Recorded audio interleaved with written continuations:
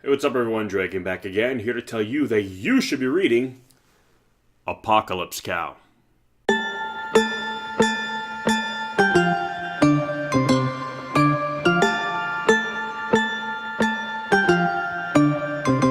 So, Apocalypse Cow is a 2012 comedic horror novel written by Michael Logan, and basically kind of chronicles the an outbreak, a biological outbreak in the UK that kind of starts with basically like infected cattle, hence the name Apocalypse Cow.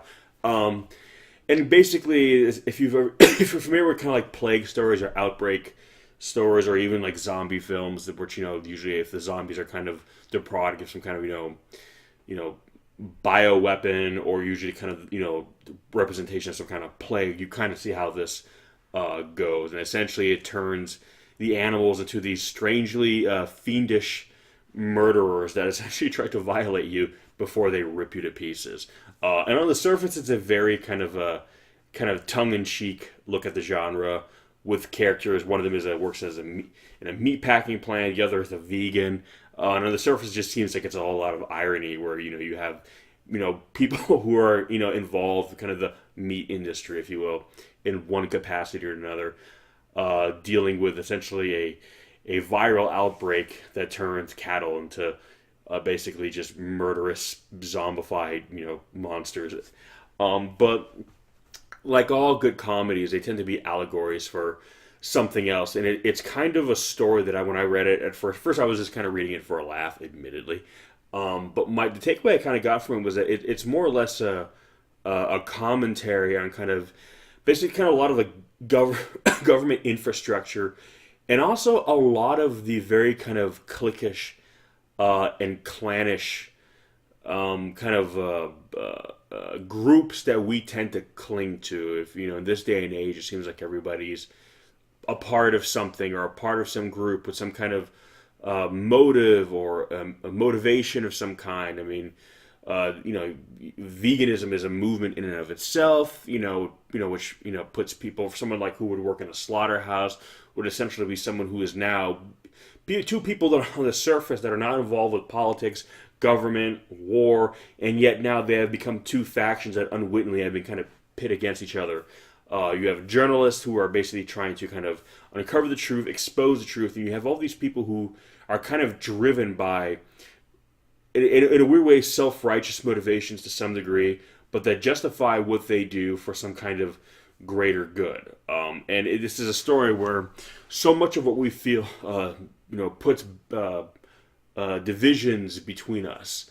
That which we think separates us so much, really just kind of crumbles away in the face of a much larger crisis. So if you work as a butcher, you work in a slaughterhouse, or you're a devout vegan, or you're a reporter, when you're kind of on the front lines of something like this a viral outbreak that is essentially kind of threatening the entire populace.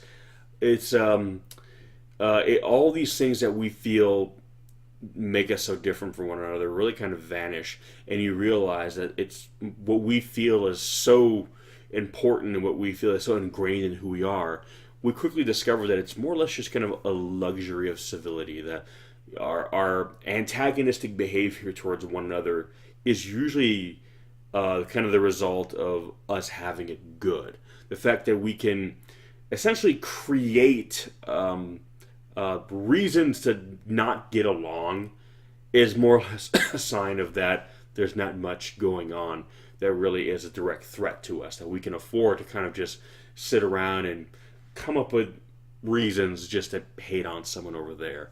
Whereas that's it's kind of a basically so basically the story is kind of like a bit of a spotlight on like first world problems and first world culture. I know some of you might have heard the expression like them and their first world problems. Basically meaning if you were in some third world country, or a war torn country, or some kind of smaller country with poor infrastructure, a lot of the things that you see upper middle class people in the suburbs complaining about and fighting against each other for really wouldn't be an issue, because there'd be something far more pressing. And if you went to those kinds of places and told them what these groups of people are, essentially not getting along over, and they would look at you like, wow, how well do you have it, where you essentially are, that if you want to not get along with somebody, you have to, dig that deep for something. So it's a lot of these kind of clannish kind of archetypical groups that we kind of construct within the confines of a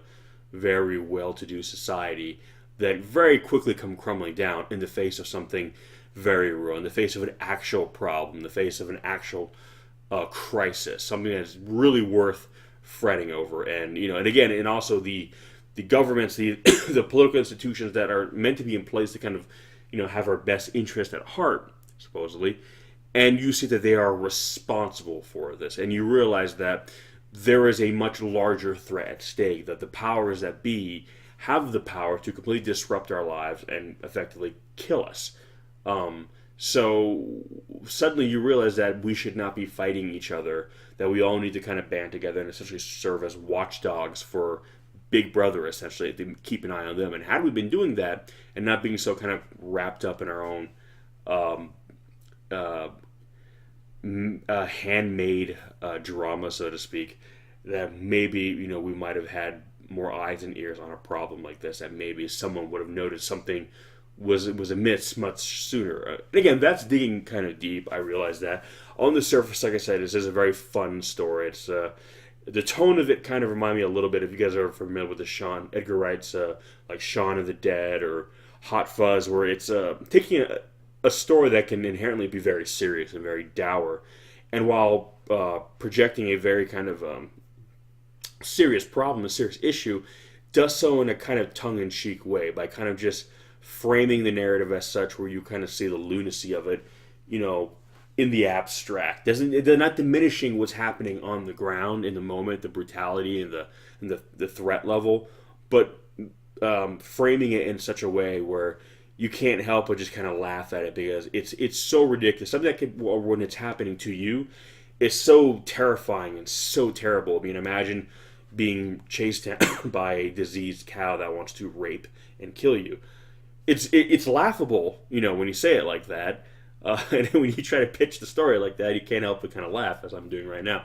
But then just imagine that happening to you. As ridiculous as that sounds, as insane as that sounds, picture that actually happening to you. And it is the stuff of nightmares, quite frankly. So it's a fine line, what I've always said, between horror and comedy, that horror and comedy are essentially just kind of like neck, basically. And it doesn't take much to kind of stray into one or the other. You can very easily push it one way or the other, and if you want to ride the line, you have to do it very methodically. And this story kind of has a lot of fun with that. It basically says, let's take something that, if you framed it the right way, would be, again, the apocalypse. It's one of the worst things you can imagine. But if you kind of look at it in the abstract and you realize how ridiculous it would be if mankind got to this point where it inadvertently orchestrated something like that, and you realize just how self-destructive the human condition really is, you can't help but laugh at it. And it very much puts into perspective that which is really important. And you realize that all these little kind of cliques that we create is just another way for us to kind of destroy ourselves on a much milder level. We can't just get along, even in a first world country. We still have all these these clans that we need to belong to. We need to be a part of this versus that to belong to something, to differentiate ourselves from one another. We can't just all be similar to one another. No, we have to identify as something. We have to kind of have a flag to wave. Essentially, we have to have a banner behind us in which we self-identify with. And there are real components to being a person that that not everyone's the same. Some people are bi, straight, trans, pansexual, what have you.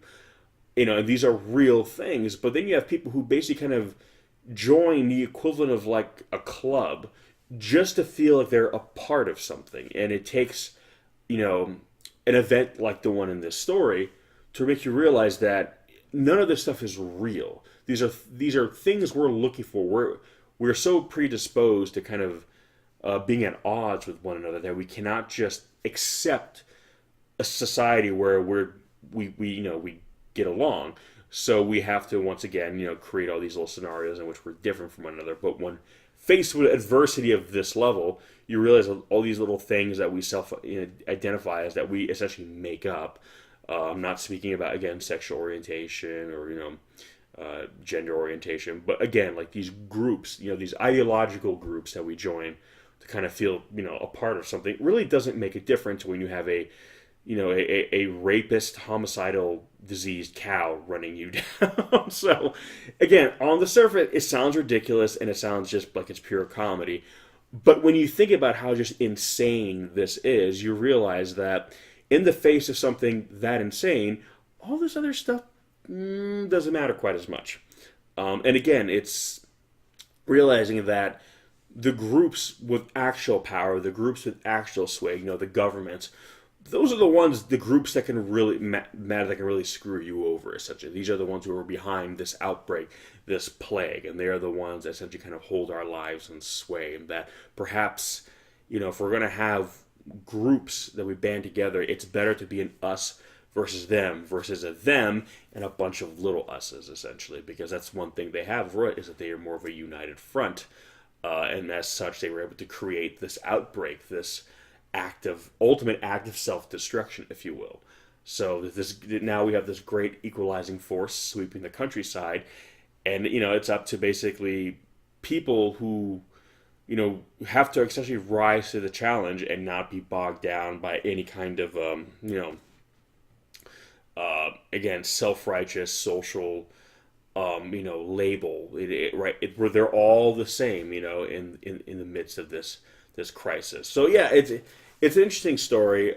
Again, it might sound like I'm digging a little bit deep, but as always with these kinds of discussions, I like to kind of discuss what I pull from the story. And again, it's just you can just take it as a fun horror comedy, because on the surface that's really what it is, and I'm pretty sure that's what the author intended it to be, and that's fine. But again, with all kind of like comedy is a great way to kind of convey, I feel, a lot of more serious issues, because again, when you laugh, you let your guard down a lot. You kind of chill out a little bit, and because you kind of drop your guard, you let more in. You open up your mind to a lot more different ideas that maybe normally you'd be more closed off to. Because if someone's making you laugh, you kind of figure, how bad can they be? So you're more kind of apt to listen to what they have to say.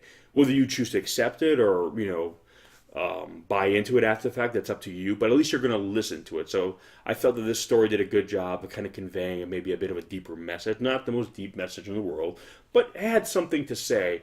And it was able to just kind of sink in because I was busy really enjoying myself reading the story and having a good laugh with it. And when I was all done with it, I was kind of like, oh, that was interesting. That was a bit of an interesting bit of kind of social commentary, with that came with my murderous cow story. So, but yeah, so Apocalypse Cow, I recommend it. It's a lot of fun.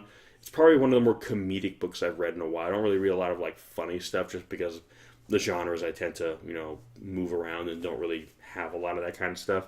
But it came up, honestly, the cover really just struck me. A cow on a hill, dark gray skies with glowing red eyes with big letters saying Apocalypse Cow. I'm like, okay, you got me. I'll give it a read.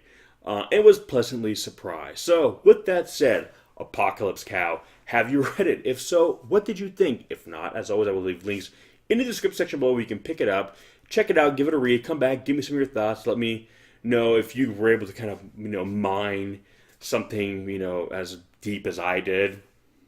Or for you, was it just, surface level fun? Which, if it is, that's totally cool too, because it does a fantastic job of just being that. Again, as well as maybe a little bit more, having a little bit more to say. But anyway, come back, give me some of your thoughts, let me know. And as always, I'll catch you in the next one. Peace!